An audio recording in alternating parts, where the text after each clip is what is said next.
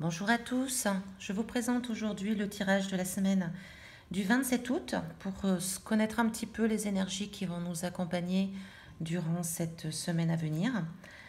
Comme la dernière fois, donc, il y a une carte principale qui présente les énergies globales de la semaine, une carte pour le début, le milieu et la fin de semaine, et ensuite une carte pour chaque élément, pour vous permettre peut-être un petit peu de mieux cibler par rapport à votre signe astrologique. Je vous rappelle qu'il y a un petit concours en ce moment sur ma chaîne, donc je vous invite à y participer afin de gagner un tirage complet qui dure à peu près 1 heure. Je remercie déjà toutes les personnes qui se sont inscrites à ce concours, qui m'ont tous laissé vraiment de très très gentils commentaires qui me touchent énormément et qui m'encouragent à continuer naturellement. Alors ce tirage est comme toujours un tirage général. Écoutez-le, soyez attentif s'il résonne en vous, s'il vous parle, si ça crée un déclic au fond de vous, c'est que ce tirage peut vous concerner. Donc, la carte principale de cette semaine du 27 août, c'est la carte des mains ouvertes. Alors, elle est déjà sortie il y a très peu de temps, de mémoire.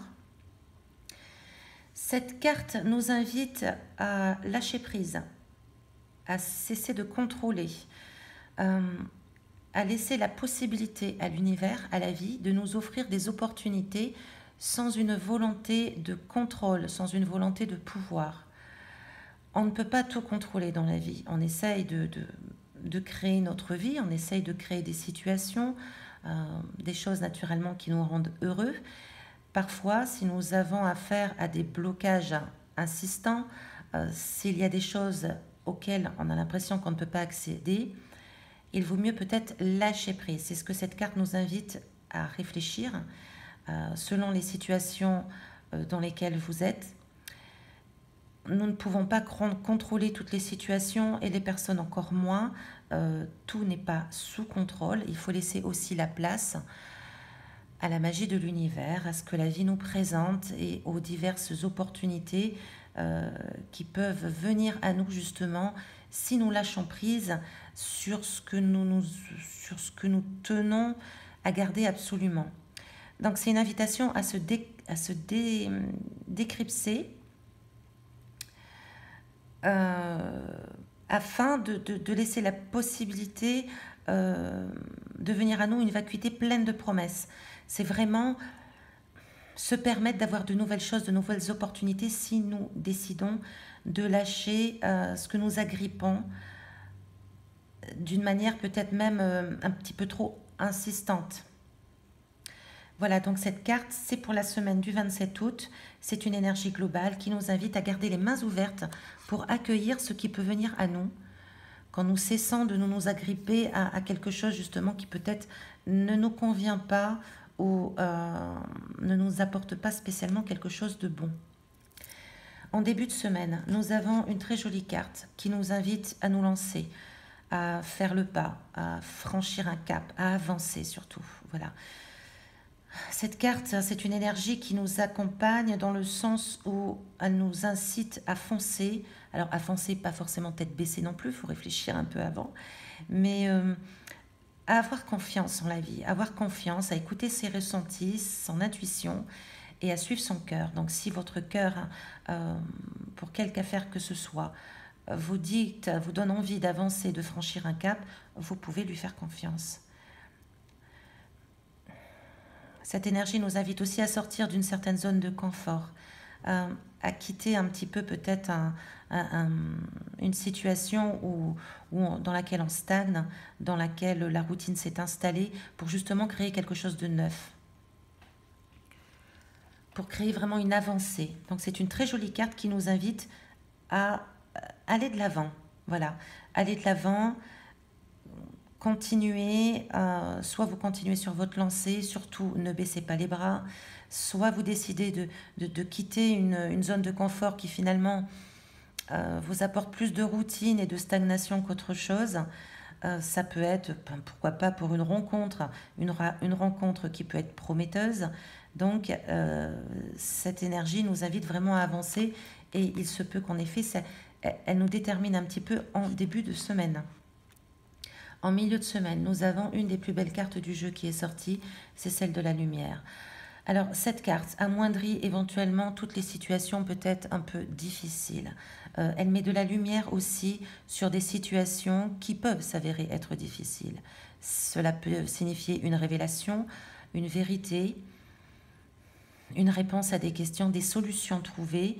Peut-être que ce que vous avez décidé là d'avancer en début de semaine, de franchir un cap, cette carte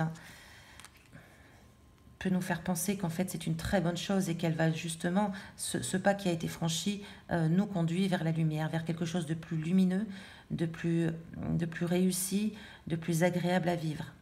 C'est vraiment une des plus belles cartes du jeu, hein.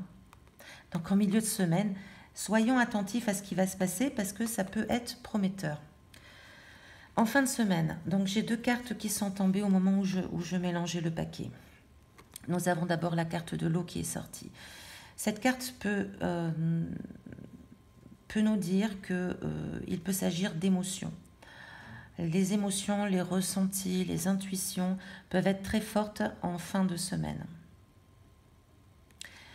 Ça peut être aussi une continuité sur la semaine, c'est-à-dire après le pas franchi, on met de la lumière sur certaines choses. Ça peut être de la lumière faite justement sur nos émotions. Il y a peut-être quelque chose qui peut se débloquer en nous.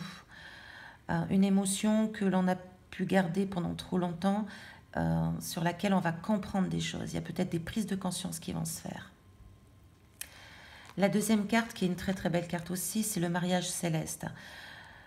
En continuant sur cette lancée, la lumière qui peut être faite donc sur nos émotions peut nous inviter à penser avec cette carte que justement nous allons retrouver une certaine harmonie en nous-mêmes, un certain accord, une harmonie. Là, on a l'idée que il y a une réconciliation des deux côtés que nous avons en nous.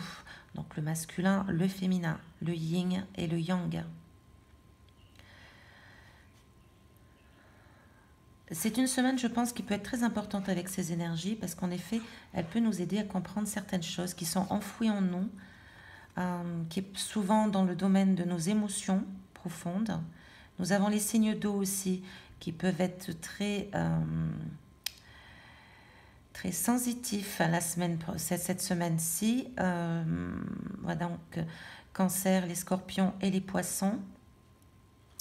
Également pour ceux qui viennent de faire une rencontre. Peut-être avec un signe d'eau, la rencontre peut être très prometteuse. Nous avons une très belle carte là en fin de semaine qui peut en effet nous faire penser, s'il s'agit d'une histoire sentimentale, d'énergie sentimentale, ce tirage nous fait penser en effet qu'il peut avoir une rencontre très importante et vraiment une très belle harmonie au sein de cette relation. Voilà, donc c'est vraiment un très joli tirage, je trouve, pour cette semaine du 27 août qui fait bien plaisir. Nous allons continuer donc sur les conseils pour les différents éléments.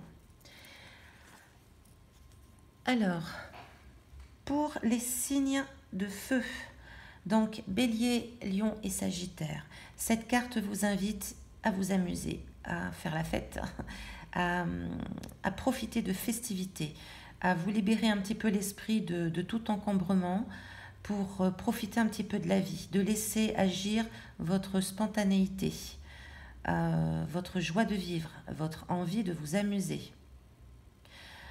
Il y a une notion avec cette carte de prendre les choses avec un peu de légèreté durant cette semaine pour prendre plaisir à la vie, pour s'amuser avec ses amis, pour faire des sorties, pour profiter de la nature. Là, nous avons 3 personnes qui sont en train de danser pieds nus sous la pluie. Voilà, c'est un petit peu, on se moque là du qu'on dira-t-on, on s'amuse, on se laisse aller et on s'amuse. Donc c'est une très jolie carte qui vous accompagne durant cette semaine pour les signes de feu. Alors, pour les signes de terre, nous avons donc la Vierge, le Capricorne et le Taureau. C'est un arcane majeur qui est sorti. Donc, Cela veut dire que c'est une période qui est importante à prendre note. C'est une période pardon, qui peut être un signe un levier d'évolution pour vous. C'est une période qui peut être transformatrice, qui peut vous aider sur votre chemin de vie et dans votre éveil. Ici, nous avons l'arcade majeur 13, donc qui est la transformation.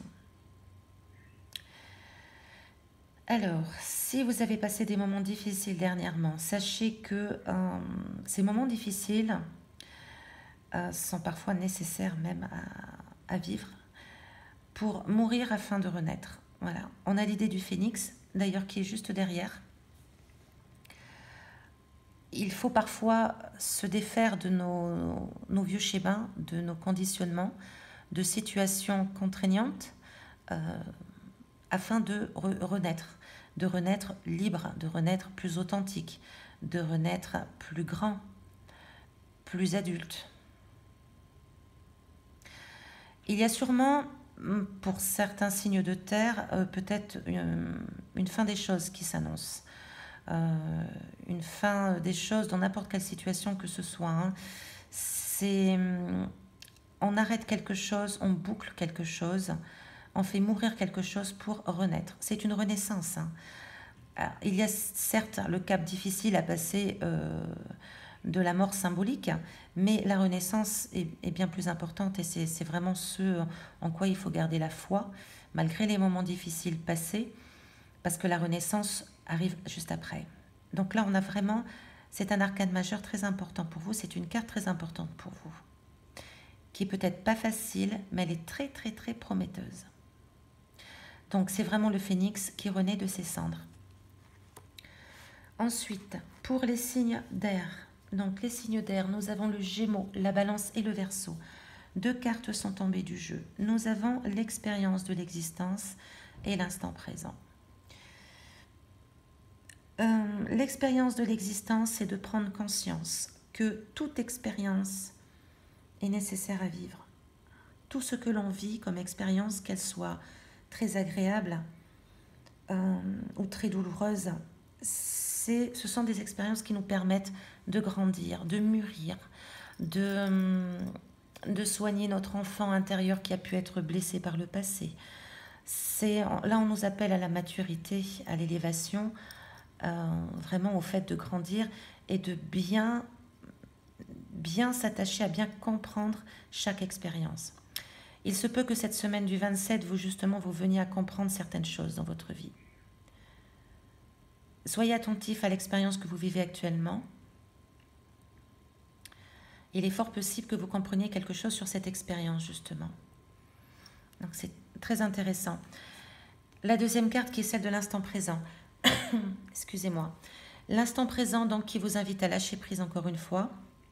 Nous sommes là vraiment dans cette énergie, hein, de laisser la possibilité de nous libérer de tout ce qui peut nous retenir. Donc l'instant présent qui est très important, de vivre chaque moment de façon très consciente. C'est aujourd'hui que nous créons notre lendemain. Donc tant qu'à faire, évitez de regretter le passé. Le passé est derrière, on ne peut pas le changer.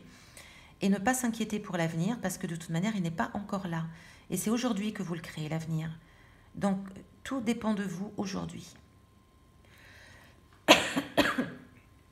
Pardon. Et enfin, pour finir, nous avons la carte du rêve pour les signes d'eau. Donc Cancer, Scorpion et Poisson. Alors, cette jolie carte nous fait penser naturellement aux amours. Il se peut que cette semaine du 27, certains signes d'eau soient un petit peu rêveurs, dans le sens, ils peuvent penser à leurs amours passés, leurs amours présents. Pour les célibataires, rêver peut-être d'une relation tout à fait agréable et qui leur ferait énormément de bien et qui les comblerait. Cette carte nous dit que l'amour, ce n'est pas de l'attachement. L'autre ne comble pas des choses que nous devons travailler en nous-mêmes. D'abord, ça peut être, en premier lieu, on peut penser en effet que l'autre le fait, qui comble des manques, des absences, de la solitude, finalement, ça ne durera qu'un temps. Tant que nous n'avons pas suffisamment grandi, tant que nous ne sommes pas suffisamment matures pour vivre un amour authentique, c'est-à-dire de façon inconditionnelle et surtout de façon adulte, sans attendre de l'autre qui comble nos lacunes, nous serons toujours dans un rêve qui finalement ne pourra pas se réaliser. Pour aimer correctement et pour être aimé correctement, de la manière vraie, de la manière authentique, de la manière la plus harmonieuse qui soit, il faut d'abord s'aimer soi-même. S'aimer tel que nous sommes, avec nos faiblesses, nos lacunes, nos défauts, nos qualités. Savoir s'accepter tel que nous sommes et pouvoir vivre avec nous-mêmes seuls. La solitude est importante. Ça ne veut pas dire qu'il faut toujours vivre seul, naturellement, mais elle a ses moments d'importance. Quand nous sommes capables de regarder en nous, au fond de nous, et que nous sommes capables de vivre avec nous-mêmes, alors l'autre peut aussi vivre avec nous-mêmes. C'est vraiment une notion d'être vraiment ce que nous voulons avoir dans notre vie. Alors pour certains signes d'eau, il y a beaucoup de rêveries dans ce sens, mais cela dit, il faut s'interroger sur le fait que l'autre ne nous appartient pas comme nous ne lui appartenons pas non plus, et que j'ai une amie qui comparait toujours l'histoire d'amour véritable comme la cerise sur le gâteau. En fait, le gâteau, c'est nous-mêmes. Voilà, la cerise, c'est l'autre qui complète, mais qui ne vient pas faire le gâteau en entier. Voilà, chers amis, chers abonnés, je vous remercie de votre écoute. Je vous remercie de votre fidélité. Je vous souhaite plein de bonnes choses pour cette semaine du 27 août. Je vous retrouve très bientôt pour les signes du mois de septembre. Je vais les commencer très prochainement. Sûrement aujourd'hui, à partir de demain. Voilà, nous commencerons d'ailleurs par la Vierge parce que c'est leur mois anniversaire. Je vous souhaite le meilleur et je vous dis à très vite.